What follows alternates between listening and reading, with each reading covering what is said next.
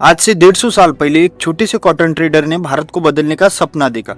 इस बात से बिल्कुल अनजान कि एक दिन उनका यही सपना एक ऐसे बिजनेस एम्पायर को जन्म देगा जो ना केवल भारत को बदलेगा बल्कि करोड़ों भारतीयों के दिल में भी राज करेगा। ये कहानी है टाटा ग्रुप की, तो इंस्पायर होने के लिए तैयार हो जाइए। ईयर 1839 जमशेदजी टाटा का जन्म होता है। 1858 में जमशेदजी अपनी एजुकेशन कंप्लीट करते, अपने फादर के साथ मिलकर कॉटन ट्रेडिंग का बिजनेस करने लगते।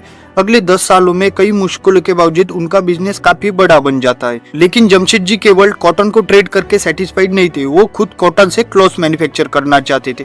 फिर 1877 में उन्होंने नागपुर में एक्सप्रेस मिल इस्टेब्लिश किया और मैन्युफैक्चरिंग चालू की। लेकिन वो यहीं पे नहीं रुके, उन्होंने देखा कि इंडिया इंफ्रास्ट्रक्चर में बहुत तेजी से ग्रो हो रहा है और इसमें सबसे ज्यादा स्टील का यूज होता है और वो स्टील इंडिया में मैन्युफैक्चर करना चाहते थे और वो यही स्टील आगे जाकर इंडिया के इंफ्रास्ट्रक्चर, रेलवे और मैन्युफैक्चरिंग में ग्रोथ लाने वाली थी।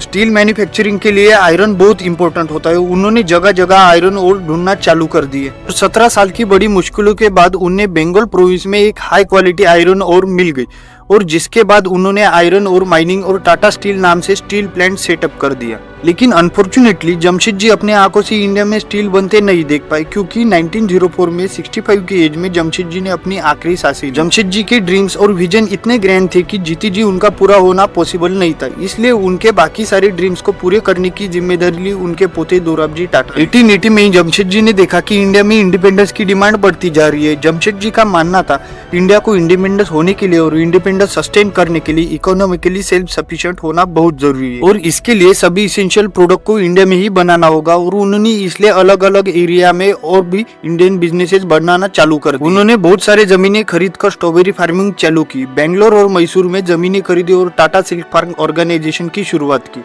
जमशेदजी का मानना था कि इंडिया साइंटिफिक रिसर्च और एजुकेशन के सेक्टर में बहुत पीछे, वो एक ऐसा वर्ल्ड क्लास इंस्टीट्यूशन इस्टेब्लिश करना चाहते थे जो यहाँ पे साइंटिस्ट और रिसर्चर प्रोड्यूस करे। इसलिए दोराबजी टाटा ने मैसूर के महाराजा की मदद ली और 1909 बेंगलुरु में इंडियन इंस्टीट्यूट ऑफ साइंसेस को इस्टेब्लिश किया और आगे चलकर IISc ने इंडिया का पहला सुपर कंप्यूटर परम और इंडिया के फर्स्ट इंडिजिनस एयरक्राफ्ट हर्षा के डेवलपमेंट में इंपॉर्टेंट कंट्रीब्यूशन किए। जमशेदजी अपने होम टाउन बॉम्बे को बहुत पसंद करते थे और जानते थे शहर के डेवलपमेंट के लिए वहाँ एक वर्ल्ड क्लास होटल होना बहुत जरूरी है, इसलिए उन्होंने 1898 में द ताज होटल बनाना चालू कर दिया। दोराबजी टाटा ने इंडिया के फ्यूचर को देखते हुए एक हाइड्रो इलेक्ट्रिक पावर प्लांट बनाने का भी फैसला किया।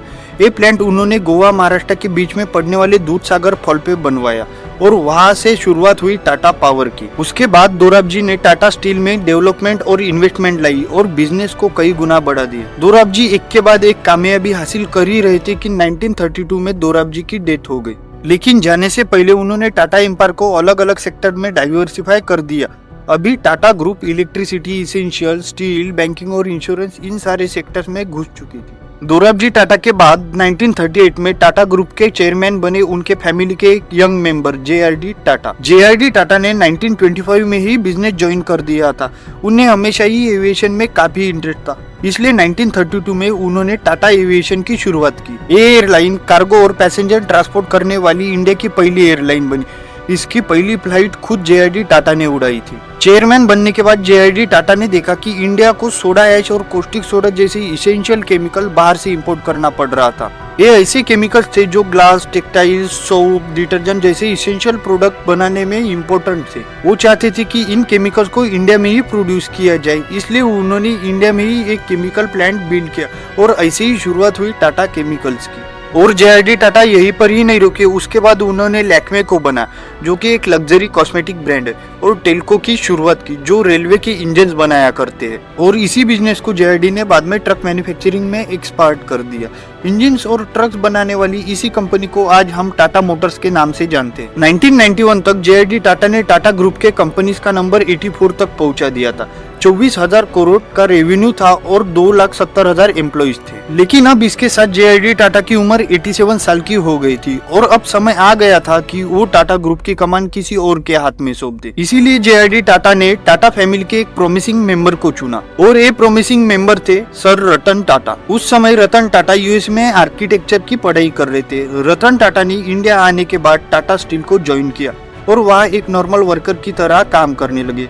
उनके डेडिकेशन और बिजनेस टैलेंट को देखकर उनको एक के बाद एक बड़ी रिस्पॉन्सिबिलिटीज मिलने लगी। चेयरमैन बनने से पहले उन्होंने इम्प्रेस मिल को लॉसेस से निकाल के प्रॉफिटेबल बनाया था। टेल्को में एक मेजर लेवल अनरेस्ट को सक्सेसफुली रिजोल्व किया और टाटा की नेल्को कंपनी जो टेलीविजन और रेडियो वगैरह बनाती है उसका रेवेन्यू 3 करोड़ से 200 करोड़ तक ले गए थे। जब 1991 में रतन टाटा चेयरमैन बने तब उन्होंने देखा कि टाटा ग्रुप बाहर से तो अच्छा परफॉर्म कर रहा था, लेकिन रियलिटी में वह कई चीजों में पीछे छूट रहा है। उन्हें दिखा फास्ट कंप्यूटिंग और एआई में ग्रुप काफी पीछे है और ग्रुप ने काफी समय से कुछ यूनिक भी नहीं किया है। वो इंडिया के लिए कुछ रिवोल्यूशनरी करना चाहते थे और तब पूरी तरीके से इंडिया में कोई कार भी मैन्युफैक्चर नहीं होती थी। ईयर था 1995। रतन टाटा ने टाटा मोटर्स की एक अफोर्डेबल कार लॉन्च कर दी जिसका नाम रखा टाटा इंडिका।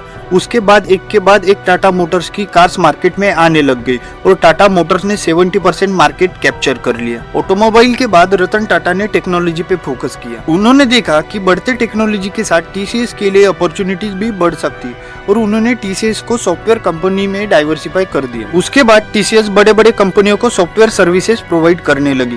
टीसीएस ने अपनी कंपनी का आईपीओ भी लाया जिसके वजह से कंपनी को एक्सपांड करने के लिए फंडिंग मिली और इसी के वजह से टीसीएस आज इंडिया की बिगेस्ट आईटी कंपनी है। सर रतन टाटा चाहते थे कि इंडिया की कंपनीज को सिर्फ इंडिया में ही नहीं पूरे वर्ल्ड में बिजनेस करना चाहिए, इसलिए फॉरेन मार्केट में एक्सपांड करने के लिए उन्होंने एक के बाद एक फॉरेन ब्रांड को एक्वायर करना चालू कर दिए जिसके वजह से टाटा ग्रुप का ज्यादातर रेवेन्यू फॉरेन से आता है। इसी के साथ टाटा ग्रुप ने बहुत सारे ट्रस्ट भी बनाए जिसमें टाटा ग्रुप का ज्यादातर profit hospitality, education and other services में यूज किया जाता है। तो दोस्तों ये थी टाटा ग्रुप की कहानी। अगर आपको ये कहानी पसंद आई तो वीडियो को लाइक कर दीजिए।